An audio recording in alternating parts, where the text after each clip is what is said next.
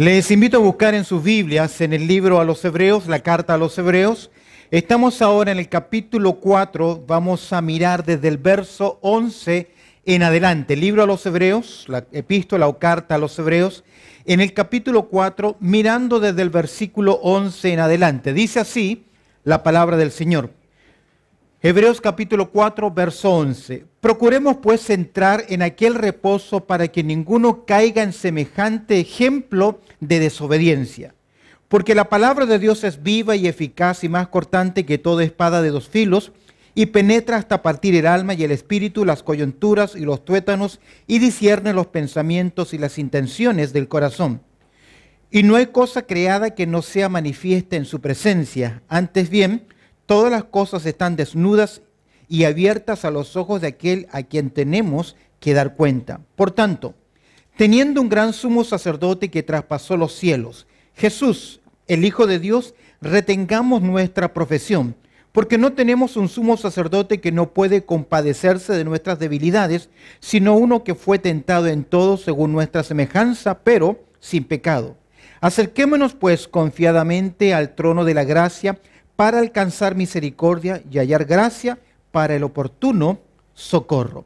Estamos acá en el capítulo 4, un capítulo donde hemos considerado en la clase anterior que se nos hablaba que por causa de la desobediencia, por el fracaso de la nación de Israel, ellos no pudieron entrar en el reposo. Permíteme decirte algo, que la Canaán, para el escritor a los Hebreos, no representa la morada final nuestra o el cielo. Hay muchos cánticos, muchas alabanzas que van hablando que vamos hacia la Canaán. La Canaán representa el lugar de bendición, el lugar de propósito, el lugar donde Dios quería bendecir a la nación de Israel, una tierra que fluía leche y miel. Y el escritor a los Hebreos nos ha dicho que ellos escucharon, al igual como nosotros, la buena noticia. A través de Josué y Caleb y los espías, que la tierra es buena, pero la incredulidad de ellos impidió que pudiesen disfrutar la tierra prometida y también el reposo. El reposo en el capítulo 4 no tiene que ver con el reposo final que un día nosotros disfrutaremos.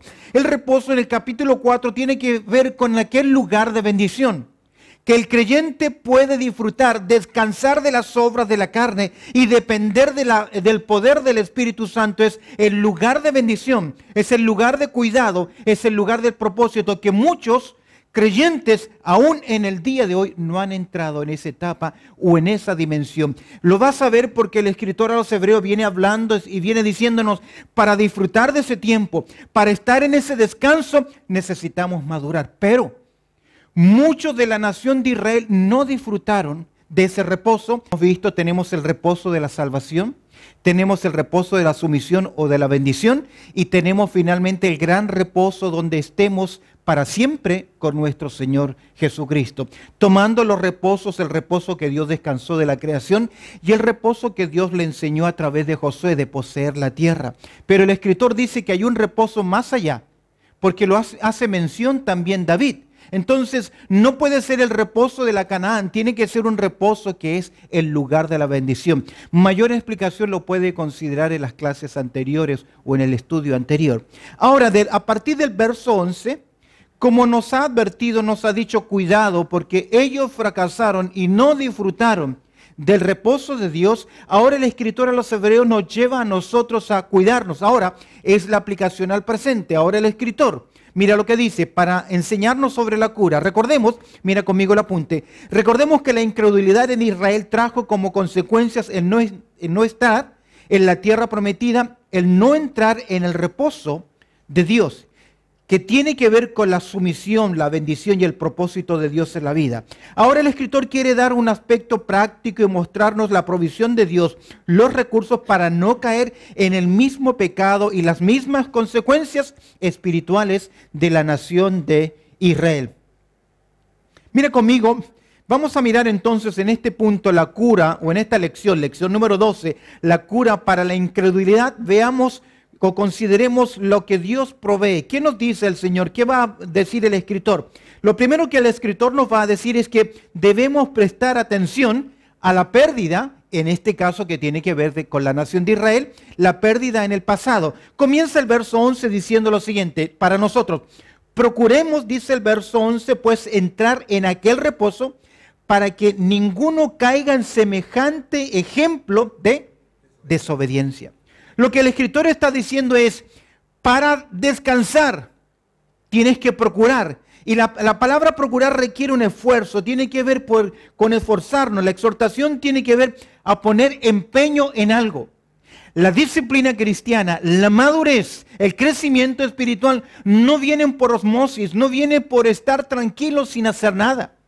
El crecimiento, la riqueza, la bendición espiritual requieren disciplina en la vida. Disciplina que todos nosotros conocemos. Oración, comunión con Dios, lectura de la palabra y ser servidores en la obra del Señor. Esas áreas en nuestra vida siempre producirán un crecimiento. Ahora el escritor nos dice, presta atención a la pérdida del pasado. Tú y yo debemos procurar ser diligentes para que ninguno caiga en semejante ejemplo de ¿qué? Desobediencia. ¿Cuál es el ejemplo de desobediencia? Que ninguno de la generación de Josué y Caleb, ninguno de aquellos que salieron con Moisés, entraron ¿en dónde? En la tierra prometida. ¿A causa de qué? Lamentablemente a causa de la incredulidad. Mira el capítulo 3, verso 12. Hebreos capítulo 3, verso 12 dice, mirad hermanos que no haya en ninguno de vosotros corazón malo de incredulidad. ¿Para qué? Apartarse del Dios vivo. Ahora, tienes que entender estas exhortaciones a la luz de lo que está pasando con los destinatarios de la carta. ¿Qué estaba ocurriendo con los destinatarios de la carta? Estamos hablando entre el 60 y 65 después de Cristo. Ya han pasado 30 y 35 años de la muerte y resurrección de nuestro Señor Jesucristo. Y estos hermanos que aún viven en Jerusalén se sienten rechazados porque la comunidad judía que sigue adorando a Dios, que sigue guardando los sacrificios que ellos tenían, ven a los cristianos como un grupo que es una secta, que no merecen ser considerados. Y más de alguno de los creyentes, de los destinatarios de esta carta, estaba pensando dentro de sí, ¿no será mejor que volver a mis prácticas judías? Mantengo mi fe en Cristo, pero mantengo mi ritual. Y de esa forma ellos, lamentablemente, comenzaron a retroceder en su vida espiritual. Lo vamos a ver cuando lleguemos al capítulo 5, que debiéndose ya que maestros, después de qué? De tanto tiempo, lamentablemente en sus vidas espirituales, ellos estaban retrocediendo. Y el escritor les dice, puede ocurrirle lo mismo que le ocurrió a Israel en el pasado. No alcanzar la bendición de Dios. Por tanto, dice, procuremos para que ninguno caiga. El primer elemento, la primera consideración es que debemos siempre prestar atención al fracaso del pasado. Pablo en Corintios capítulo 10, verso 5, verso 11 dice lo siguiente, hablando acerca de la nación de Israel, y esto les aconteció como ejemplo para nosotros. Es decir, si bien es cierto, hay muchas cosas en el Antiguo Testamento que no tienen que ver con nuestra práctica, con mandatos directos a nosotros, todo el Antiguo Testamento está lleno ¿de qué? De ejemplos, y a veces los ejemplos son acciones a que debemos evitar o no hacer, para que ninguno caiga en semejante ejemplo ¿de qué? De desobediencia. ¿Qué trajo la desobediencia de Israel? Dos cosas interesantes. En primer lugar, no disfrutaron de la bendición de Dios de entrar y poseer ¿qué cosa? La tierra prometida. Y en segundo lugar, no murieron ¿dónde? En el desierto. Literalmente Dios los disciplinó. En 1 Corintios capítulo 10 versos 5 y 6 dice, y de los demás de esto no se agradó Dios y quedaron postrados en el desierto. Por lo menos vemos dos aspectos. Primero, no disfrutaron de bendición y en segundo lugar fueron disciplinados y perdieron ¿qué cosa? Su vida. Ahora, la pregunta es, ¿puede ocurrirle eso a los creyentes en el día de hoy? Yo creo que sí, que hay creyentes que lamentablemente han cruzado la línea. Recuerda que Pablo dice, yo golpeo mi cuerpo y lo pongo en servidumbre, no habiendo sido heraldo para otros, yo mismo venga a ser ¿qué? Eliminado. Y es posible que hay creyentes que lamentablemente han perdido toda clase de bendición espiritual y aún más, que Dios los utilice en esta tierra porque han cruzado ¿qué? la línea. Su mal testimonio les impide que brillen como la luz que deben ser o que sazonen como la sal que tienen que ser. Aún más me refiero, puede ocurrirle a cualquier iglesia que se centra más en sus programas, en sus quehaceres, en sus cosas, en su gloria, y Dios determine quitarle a esa iglesia el candelero. Funcionan como iglesia, pero no están dando un testimonio ni están siendo ¿qué? Luz para el mundo. Y aún más me refiero, puede ocurrir también que haya creyentes que sean disciplinados por Dios al punto que Dios les quite ¿qué cosa? La vida. ¿Recuerdas el caso clásico en 1 Corintios, capítulo 5, donde el apóstol Pablo dice, el tal, hablando acerca del que estaba cometiendo un pecado de incesto, saliendo con su madrastra, teniendo intimidad con ella, el tal se ha entregado a Satanás para destrucción de la carne, y su espíritu sea salvo en el día del Señor. Qué interesante. En Juan, primera de Juan, capítulo 5, versos 16 y 17, Juan dice, hay ciertos pedidos por los cuales yo recomiendo que no oren, porque son creyentes que ya están bajo ¿qué? Disciplina de parte de Dios. En 1 Corintios, capítulo 10, verso 30 a 31, Pablo dice, ¿y algunos débiles? ¿Otros enfermos? ¿Y algunos qué? Duermen. Solo usted y yo sabe en qué punto espiritual está. Pero el primer consejo, la primera cura para no caer y perder es, presta atención a la pérdida del pasado. En el capítulo 12 de Hebreos va a decir, no menosprecies al presente, ¿qué cosa?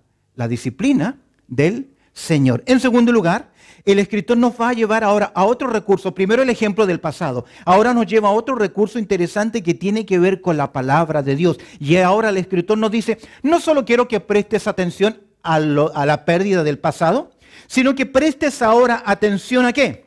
Al poder de qué cosa? De la palabra de Dios. Ya es un llamado prestar atención a la palabra de Dios. Amén. Si hoy oyeres su voz, recuerda que el escritor a los hebreos nos va a decir, nos va a hablar del hoy, la importancia del si hoy oímos la voz del Señor.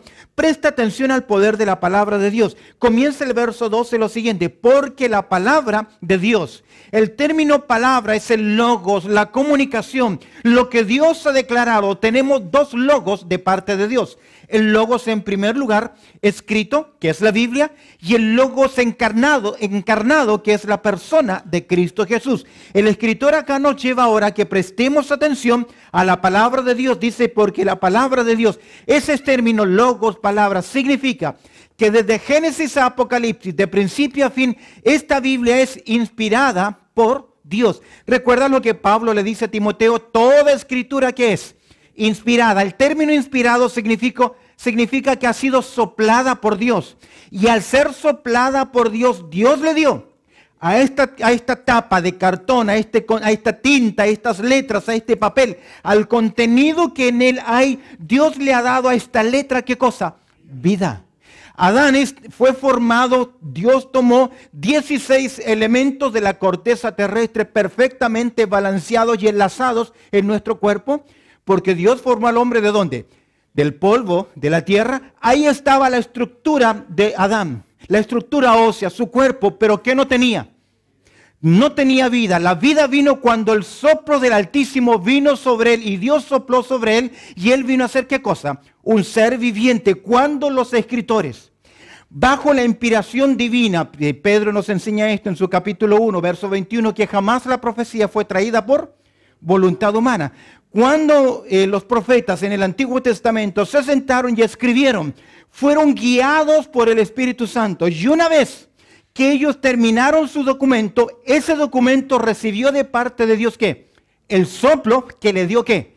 Vida a ese texto. Por eso que la primera característica que encontramos del logos, de la palabra de Dios, es que la palabra de Dios es, 5 características va a mencionar ahí. En primer lugar, ¿qué es? Viva. La palabra viva significa que tiene vitalidad, que posee algo que ningún otro libro, ninguna otra literatura posee. Jesús le dijo a sus discípulos, las palabras que yo les he dicho son poder y son también ¿qué? Vida. Detrás de esta tinta, detrás del contenido de este mensaje está la vida de Dios y un hombre que en sinceridad se enfrenta a este libro maravilloso debe afectar ¿qué cosa? Su vida. ¿Por qué? Pablo dice a Timoteo, y Pablo escribe a los hermanos de Filipo en el capítulo 2, verso 16, que debemos estar tomados, asidos, firmes, ¿de qué? De la palabra de vida. Primera característica importante, este libro tiene que vida. Yo he leído mucha literatura desde mi juventud. Me gustaron mucho los clásicos y siempre que aparecían colecciones trataba de conseguirlas, comprarlas y leerlas. Un tiempo se hizo famoso en mi país una mujer llamada Isabel Allende. Y yo dije, ella es famosa por su apellido, sus libros no son tan buenos. Habían hecho hasta una película, La Casa de los Espíritus, que contaba una trama interesante de la historia de mi país. Y conseguí un libro acá en Australia que se llama La hija de la fortuna. Y en una semana de vacaciones, en 2 o 3 días lo leí. Me gustó, me cautivó el estilo y me llevó a cierto conocimiento del sector de Valparaíso en mi país que yo desconocía. Me gustó su narrativa y me metí en el libro y de principio a fin en 2 o 3 días, no sé si 2 días lo leí. Terminé de leerlo, me gustó, pero seguí siendo el mismo. Pero cuando usted lee la Biblia, se encuentra con ella, no puede seguir siendo ¿qué? El mismo. ¿Por qué? Porque ella en primer lugar es vida. En segundo lugar, no simplemente la palabra de Dios afecta, sino que en segundo lugar la palabra de Dios es activa. La palabra de Dios activa. Verso 12 no simplemente dice que la palabra de Dios es viva, sino que ahora ella es eficaz. El término eficaz significa energía, significa que tiene la energía de parte de Dios. ¿Para qué? No simplemente me da vida, sino que activa en nosotros. Tiene el poder de Dios. La palabra es, en otras palabras, eficiente o eficaz. Hace su trabajo, completa. La idea es que Dios con su palabra hace el trabajo que necesita hacer en la persona. ¿No dice Isaías en el capítulo 65, verso 11, que la palabra de Dios, ¿qué? Que sale de su boca, no vuelve a mí, ¿qué? Vacía. ¿Por qué? Porque la palabra de Dios, cuando es recibida, puede afectar. Cuando por la rebeldía no produce vida en una persona, esa misma palabra produce juicio en esa persona. ¿Lo tiene? Cuando uno responde a la palabra vida, porque es efectiva, tiene su propósito. Pero cuando hay un corazón rebelde, esa misma palabra, que puede ser en esa vida de bendición, se torna en ellos juicio en su vida. ¿Por qué? Porque la palabra es viva. Es decir, que la palabra de Dios afecta. En segundo lugar, la palabra de Dios es activa, es eficaz. En tercer lugar, verso 12, y más cortante que toda espada, ¿de qué? De 2 filos. La palabra cortante es la palabra tomos. Usted sabe que las grandes enciclopedias no vienen de una sola vez. ¿Cómo vienen? Por partes, por tomos. Esa es la idea. La palabra acá es que la palabra de Dios tiene esa capacidad de amputar, de cortar tomos, de acortar en nuestras vidas. ¿Por qué tiene esa capacidad? Una forma muy clásica de describir la palabra de Dios, que es una espada ¿de qué? De 2 filos, de 2 lenguas. La idea literal es de 2 bocas. No es la espada larga de un soldado romano o una larga como las espadas de los árabes, sino que es una daga, que es la que se utiliza en la lucha cuerpo a cuerpo. Y al tener 2 filos siempre va a ¿qué? A cortar, siempre va a afectar, siempre va a ser introducida. Y eso es importante. La palabra de Dios toca áreas en nosotros que tal vez ninguna otra persona puede ¿qué? Afectar. Ella corta, amputa. La palabra aquí tiene que ver con daga, que afecta nuestras vidas. La palabra de Dios es viva. La palabra de Dios, ¿qué más es?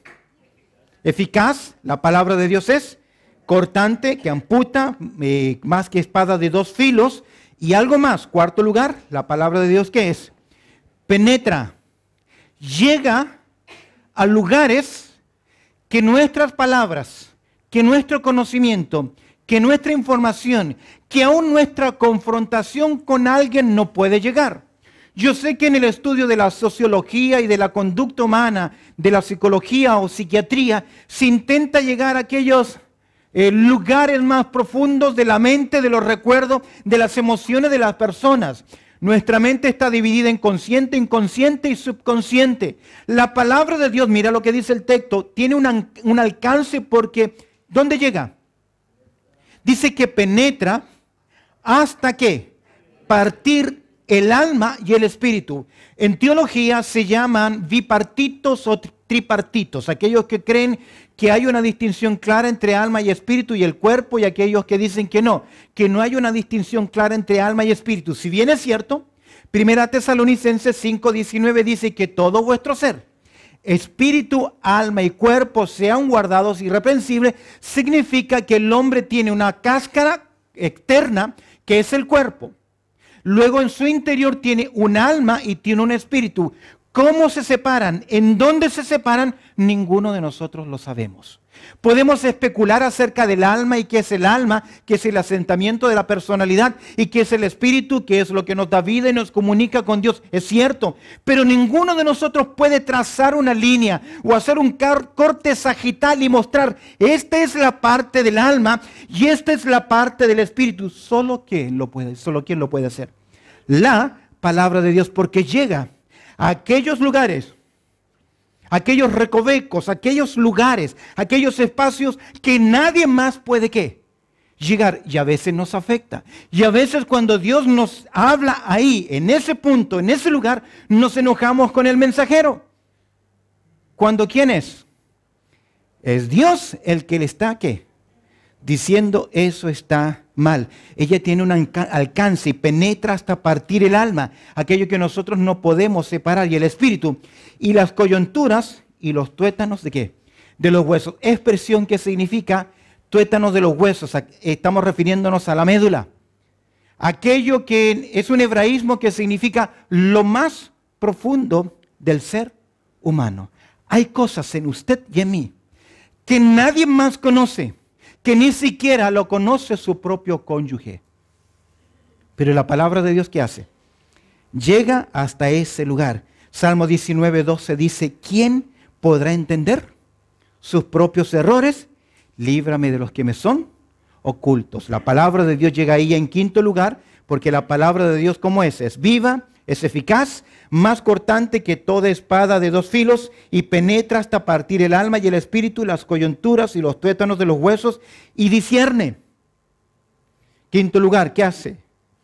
Discierne los pensamientos y las intenciones del corazón. La palabra discernir es el término griego críticos. Crítico. ¿Qué es un crítico? Sienta evaluar la práctica, la ejecución, la actuación de algo de alguien. Se sienta como juez y dice, ¿estuvo bien o estuvo mal? Obviamente se entiende que ese crítico debe tener ¿qué? La capacidad suficiente para poder juzgar. Las Escrituras no solamente es juez, sino que es fiscal y también determina la sentencia. Es juez y fiscal. Determina la sentencia. ¿Por qué? Porque la palabra de Dios discierne, nos critica, nos juzga, nos dice estuvo bien, nos dice estuvo mal, nos muestra por qué. Porque lámpara es a mis pies tu palabra y lumbrera a mi camino. Discierne ¿qué cosa? Los pensamientos y las intenciones del corazón. Oye, recuerda que Jeremías capítulo 19, verso 7 dice que nuestro corazón ¿qué es? Es engañoso. Ahora, déjame decirte algo. Aún a veces tomamos decisiones, tomamos acciones, nos decantamos sobre algo diciendo, lo estoy haciendo en conciencia, y es muy posible que a pesar de que usted lo está haciendo en conciencia, tiene mala motivación. O tiene una información que es errónea. Pero la palabra de Dios acentúa, nos muestra, nos dice ¿qué cosa? Los pensamientos y las intenciones del corazón. Usted y yo, ¿qué vemos? Hay un dicho que dice, caras vemos, corazones ¿qué? No sabemos. Usted puede ver de mí, podemos ver de usted espiritualidad, buenas acciones, servicio, disposición, pero lo que no vemos, ¿qué es? Lo que está por dentro. Porque puede tener cientos de motivaciones que no honren a Dios. ¿Quién puede llegar ahí? ¿Quién puede llegar ahí? La palabra de Dios. Así como llega, el escritor nos ha hablado, nos ha dicho, mira, quiero que prestes atención al poder de la palabra. Y nos ha hablado de 5 características de la palabra para luego decirnos 3 cositas, consecuencias en nosotros. Primero, que no hay cosa creada que no sea manifiesta en su presencia. Nos habla un poco, nos dice que la palabra de Dios atestigua algo. Mira, No hay que dice cosa. Por cosa se refiere ser humano. No hay, así como delante de Dios, no hay nadie. Salmo 139, ¿dónde huiré de tu presencia? ¿Dónde me voy a ir? El salmista dice, aún conociste mi ser en el interior de mi madre. Mi embrión vieron ¿qué? Tus ojos. Él está diciendo en el Salmo 139 que nadie escapa de Dios. Ninguna cosa escapa, no solamente de Dios, sino que también del alcance de la palabra de Dios. Porque un día los hombres serán juzgados de acuerdo a ¿qué? A lo que está escrito en este libro. No hay cosa creada que no sea ¿qué? Manifiesta. Es decir, ella testigua. La palabra de Dios nos dice, eso no estuvo bien porque ella es viva, es eficaz, es penetrante, corta, discierne. Y ella testigua y nos dice, no está bien. Recuerdo cuando tenía entre 13, 14 años, antes de mi conversión a los 15 años, anduve desordenadamente y mi madre no tenía ni idea. Ella trabajaba todo el tiempo y no sabía qué pasaba con su angelito. Ella siempre me dijo mi lucero, lo único que no sabía que era un lucero caído. Y recuerdo que cada vez que yo veía a mi madre de rodillas en su cama, con la Biblia abierta, yo corría. Porque mi ingenuidad, o tal vez porque fui enseñado así, desde muy pequeño mi madre, mi abuela me enseñaron que siempre la palabra de Dios nos habla y nos acusa. Y yo creía que cuando mi madre abría la Biblia, Dios le estaba diciendo a ella lo mal que yo me estaba, ¿qué? Comportando. Entonces, para evitar el reto, cuando yo la veía, salía, corría y llegaba tarde para no tener esa oportunidad de que ella me hablase. No hay cosa que no sea manifiesta, ¿qué? Todo lo que usted hace, mi querido, Dios un día lo va a declarar. Su palabra le va a confrontar. Mira el verso 13. Antes bien, todas las cosas están ¿qué? Desnudas. ¿Qué significa eso? No hay nada que usted pueda ¿qué? Esconder delante de... A los hombres, sí. Usted sabe que nosotros en nuestra vestimenta cubrimos ciertas áreas en nosotros. Aquellas ciertas áreas que requieren mayor decoro, mayor cuidado, mayor atención, cuidamos, protegemos. Que no queremos, es por eso que a veces le huimos a exámenes médicos porque no queremos que un doctor, una doctora nos examine ¿qué? Esas partes ¿qué? Que sentimos que son ¿qué? Propias nuestras y que no tienen que ser exhibidas. Escúcheme bien. Ante la luz de la palabra de Dios, usted no tiene con qué cubrirse como Adán y Eva. ¿Qué vamos a hacer ahora cuando fueron abiertos sus ojos y el intento fue cubrir qué cosa? Su desnudez. Antes bien, todas las cosas están ¿qué? Desnudas, y presta atención al texto, abiertas a los ojos. Esa palabra, abiertas a los ojos, permíteme decirte, es la palabra griega, tragelixo. Tragelixo. ¿Qué tiene que ver? Tráquea. Cuando a veces se tomaba a un soldado, tomaba a un esclavo, a un reo, lo tomaba del cuello y lo levantaba, garganta, no, ¿cómo se llama esto? ¿Cómo fue? La mandíbula en alto, e inmediatamente colocaba acá, ¿qué cosa? El cuchillo. No hay opción. Usted ha visto en las películas cuando toman un reo y lo toman del cuello, lo levantan y le ponen ¿qué? El cuchillo es porque lo van a cortar. La misma acción hacía el sumo sacerdote. Con el cordero lo levantaba y ponía ¿qué cosa? Tragalixo, ponía el cuello en su garganta para degollar. La idea es que, así como el sumo sacerdote tenía completa visión del cuello del animal y estaba completamente entregado para que no hubiese ningún problema, ¿qué cosa? En el corte, así usted y yo estamos ¿qué? Expuestos delante de la palabra ¿de quién? De Dios. ¿Lo tiene? Finalmente el verso 13 que nos ha dicho, y no hay cosa creada que no sea manifiesta en su presencia, antes bien todas las cosas están ¿qué? Desnudas y abiertas a los ojos de aquel. ¿A quién? Y por último, ¿qué te dice la palabra? Te advierte. Cuando se predica, cuando se enseña, cuando Dios comienza a redarguir ahí, te comienza y uno dice, y otra vez el pastor con el mismo tema, no es el pastor con el mismo tema, ¿qué es? Dios que te está diciendo que cambia eso, cambia eso, te advierte por qué. Porque un día, dice, de aquel a quien que tenemos que dar cuenta. Usted un día, mi querido hermano y hermana, dará qué cuenta. Y en ese momento van a ser expuestas todas sus cosas. Aún más, aquellas acciones con mala motivación van a ser expuestas. Y vamos a ser juzgados según las obras que hicimos mientras estuvimos, dice Pablo, ¿en qué? En la carne. Ese es el poder. Y el escritor dice, ustedes han escuchado esa palabra, que es viva, que es eficaz, que escuchó también la nación de Israel por boca de Josué y Caleb, esa misma palabra, que Josué y Caleb escucharon en el pasado, ustedes hoy también están, ¿qué? Escuchando, por lo tanto, ¿son qué? Responsables de responder, ¿qué? A ella. Recuerda que la advertencia es, tengamos cuidado, que no nos ocurra a nosotros lo mismo que le ocurrió a ellos, ¿cuándo? En el pasado. Tercer recurso. Mira conmigo, verso 14 al 15. Ahora el escritor nos dice lo siguiente. Primero nos ha dicho, presta atención al poder, a la pérdida del pasado, el ejemplo de Israel. Nos ha dicho, presta atención al poder de la palabra de Dios. Ahora nos dice, presta atención ¿a qué? A la persona del propósito. ¿Quién es la persona del propósito? ¿De quién viene hablando? Todo el libro a los hebreos, ¿a quién viene exaltando? ¿De quién viene diciendo, Él es mejor, Él es superior, Él es único? ¿Quién? Nuestro Señor Jesucristo. Y el escritor ahora nos dice, tenemos el recurso de prestar ejemplo, aprendamos del pasado. Tenemos el recurso del poder de la palabra de Dios que actúa precisamente ¿en quién? En nosotros. Y ahora nos dice, tenemos a alguien más. Presta atención a la persona de la provisión. ¿Por qué? ¿Qué es lo que el hombre necesita delante de Dios? ¿Qué es lo que más el hombre necesita delante de Dios? No es la salvación, aunque no me entienda mal, aunque necesitamos la salvación. Job lo dijo, ¿quién puede ser entre nosotros y Dios por árbitro?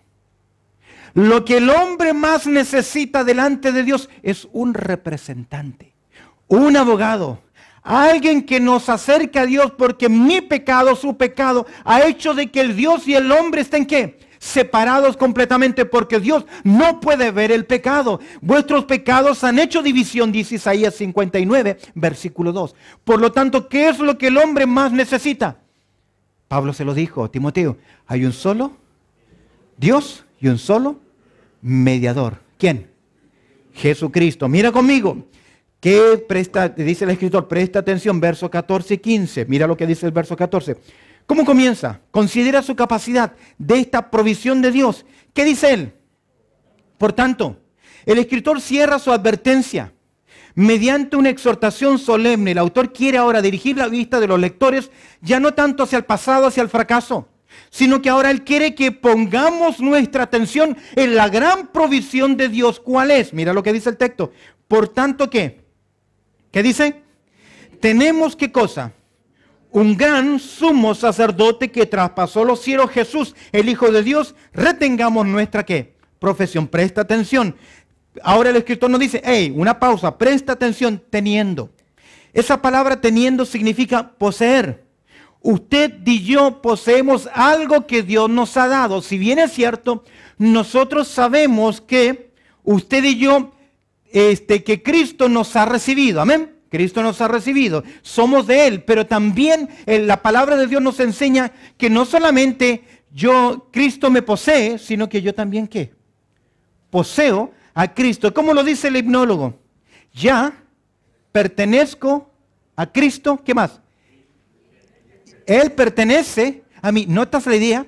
El escritor a los hebreos está diciendo, no se olviden que ustedes tienen algo importante en ustedes. No solamente Cristo los tiene a ustedes, sino que usted y yo, escúcheme bien, tenemos también ¿a quién? A Cristo Jesús en nuestras vidas. Amén. Ahora, el escritor dice, esa es la gran provisión de Dios y considera su capacidad. ¿Por qué? Por tanto, teniendo ¿qué cosa? Pudo haber dicho el escritor un sumo sacerdote, y nuestro Señor Jesucristo ¿qué? Lo es. Pero antes de hablar, de declarar el trabajo, el oficio o hacernos ver qué hacía el sumo sacerdote en el pasado, nos dice que Cristo no solamente es un sumo sacerdote que antecede a la palabra. La palabra gran es mega.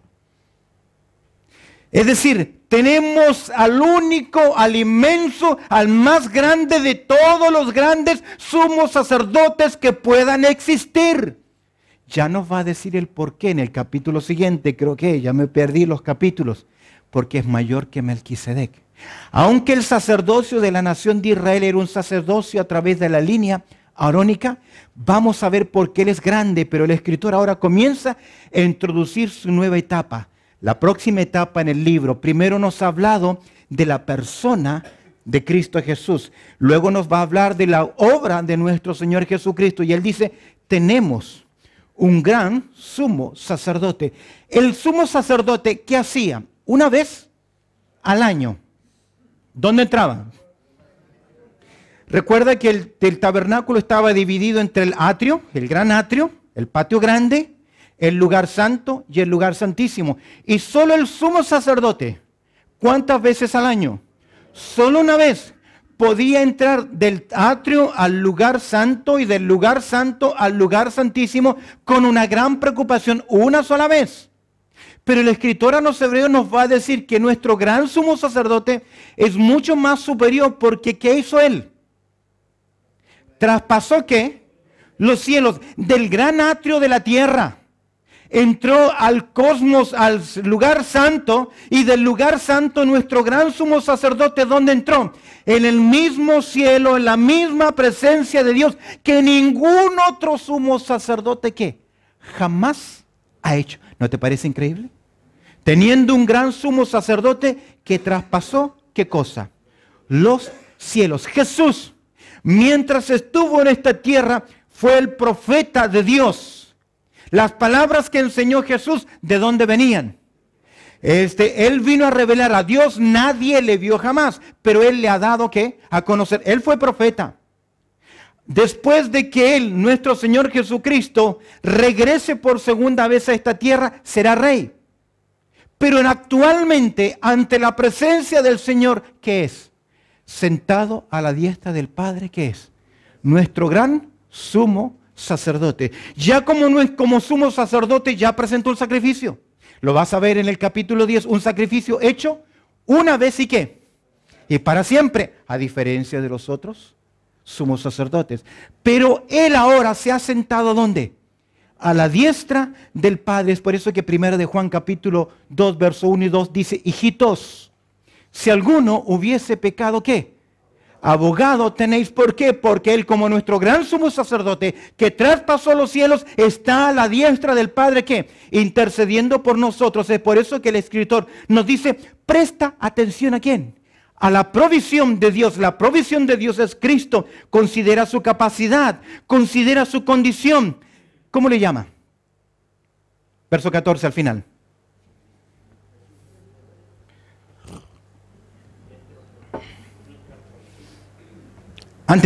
Dice, por tanto, teniendo un gran sumo sacerdote que traspasó los cielos, ¿a quién?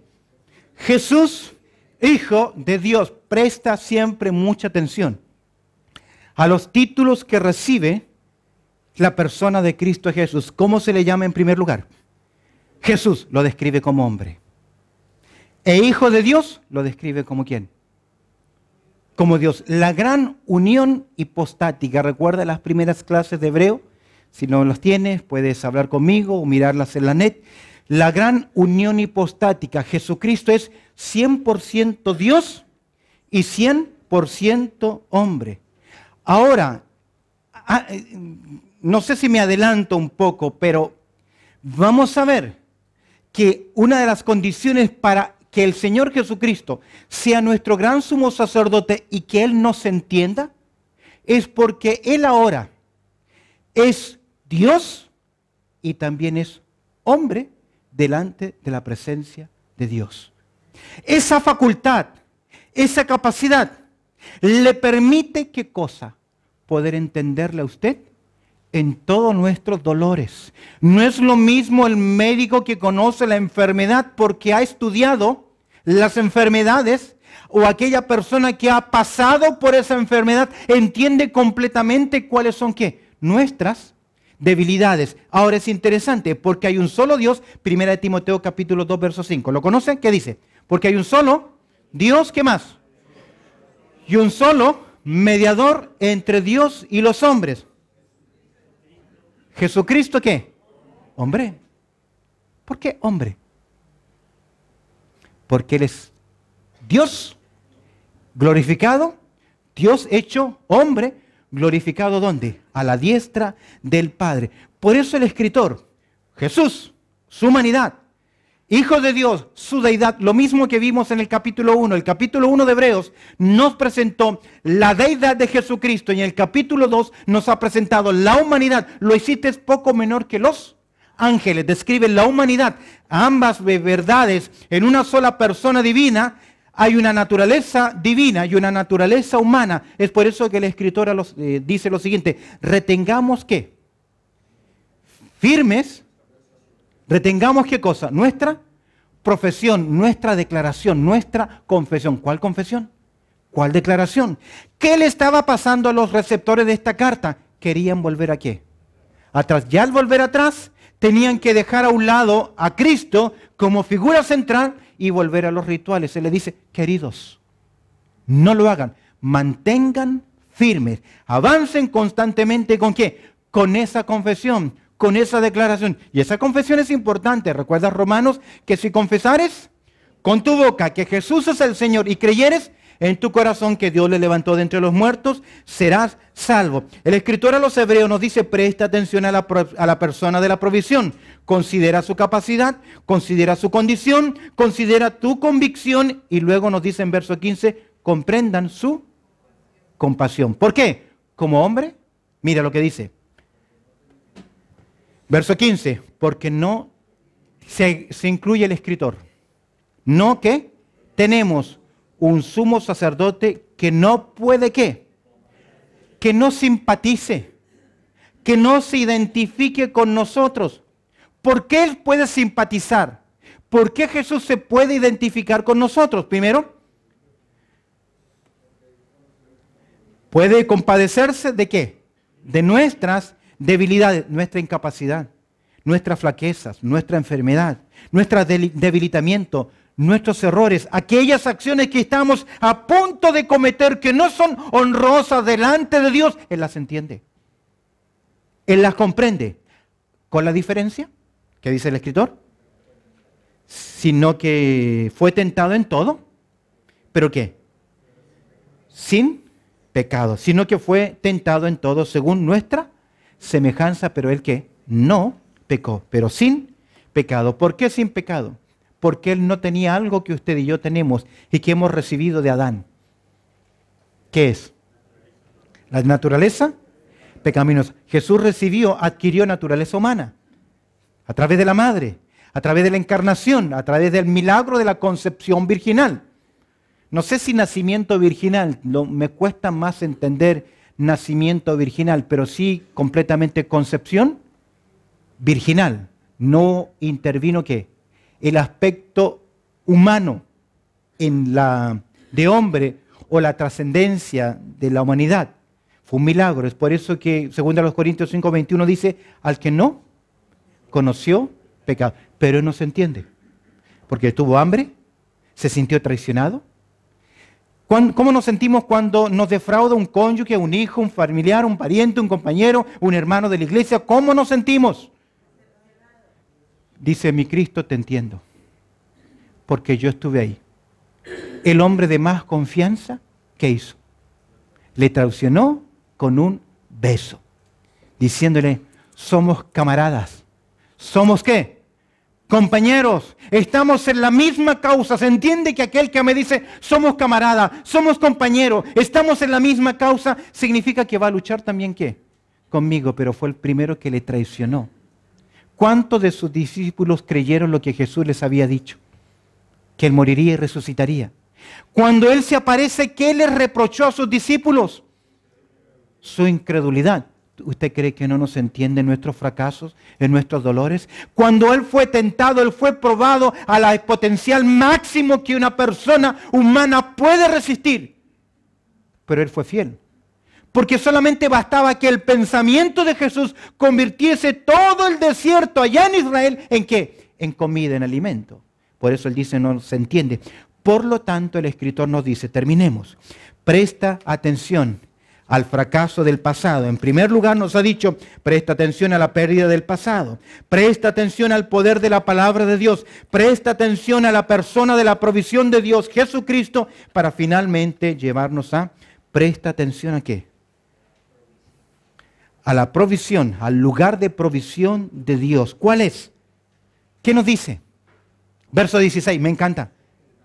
Ya que conocemos la palabra, que conocemos los pasados, que sabemos quién es, a quién poseemos, a nuestro gran sumo sacerdote, ¿cuál es la invitación? ¿Cuál es? Acerquémonos pues. ¿Cómo? El término confiadamente significa con completa confianza, sin temor. Confiadamente significa, más que nada la idea es exprésate libremente. Dile a Él, dile a Dios, comparte con tu sumo sacerdote, comparte con tu gran Señor todas aquellas cosas que tal vez a nadie más se las vas a decir. Esa es la idea. Hoy hay cultos que dicen vamos a adorar al flaco de barba que está en el cielo. Esa es falta de respeto. Aquí la idea es entra confiado, dile lo que te está pasando. Con cuánta prontitud le contamos a otros nuestros problemas, lo que alguien nos hizo, cuando el Señor nos dice, yo estoy esperando que vengas a mi presencia confiadamente, dime todo lo que te está pasando, tengo todo el tiempo para ti. ¿Para qué? ¿Qué dice? Para que alcancemos, ¿qué cosa? Misericordia y hallar también, ¿qué? El oportuno socorro. Acércate confiado, ¿dónde? Al trono de la gracia, al trono de la compasión. ¿Sabes por qué es trono de la gracia? Porque nuestro Señor Jesucristo, el gran sumo sacerdote, ¿qué? Está ahí. ¿Qué es lo que te aqueja? ¿Cuál es la tentación que te está debilitando? ¿Cuál es el sufrimiento que estás enfrentando? ¿Cuál es el dolor? ¿Cuál es la incertidumbre? ¿Cuál es tu fracaso? ¿Dónde estás debilitado? ¿Dónde estás sangrando? ¿Dónde estás dolido? ¿Dónde están tus fracasos? ¿Dónde está tu debilitamiento? ¿Qué nos dice el Señor? Ven a Él ¿cómo? En completa confianza. ¿Para qué? El término alcanzar, tomar, recibir, apropiarnos. Ven a la presencia del Señor y apropiate de qué? Primero, su misericordia. ¿Sabe qué es su misericordia? Es el amor expresado en perdón. Es cuando Dios no hace conmigo lo que yo merezco, sino que Él tiene de mí ¿qué? Misericordia. Hubiese sido yo consumido, dice el salmista, si no creyere en la bondad de Jehová, en la tierra de los vivientes, en su misericordia, un Dios que es lento, ¿qué? Para la ira. ¿Y qué más? Grande en misericordia, alcanzar misericordia. ¿Y qué más? Y hallar la fortaleza, su provisión. ¿Para qué? Para el oportuno socorro. Hubo un muchacho que se rebeló y se fue. Y cuando regresó, estaba ¿qué? Fracasado. Preparó mentalmente el discurso para pedir perdón.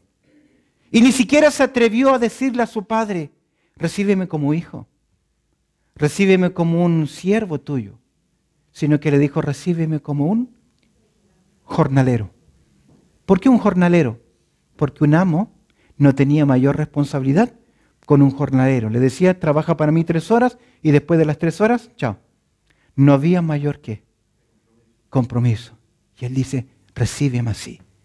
Pero cuando llega ante la presencia de su padre no esperó que soltara ¿qué? El rollo, el discurso. ¿Qué hizo? Su gracia, su misericordia. Hallar el oportuno socorro. ¿Estás con luchas, con temores, con fracasos? Ven ante el trono de la gracia de Dios para alcanzar ¿qué cosa? El oportuno socorro. Yo no sé si hay alguien hoy que está luchando con algo. O alguien que nos está viendo a través de esta serie, de este mensaje.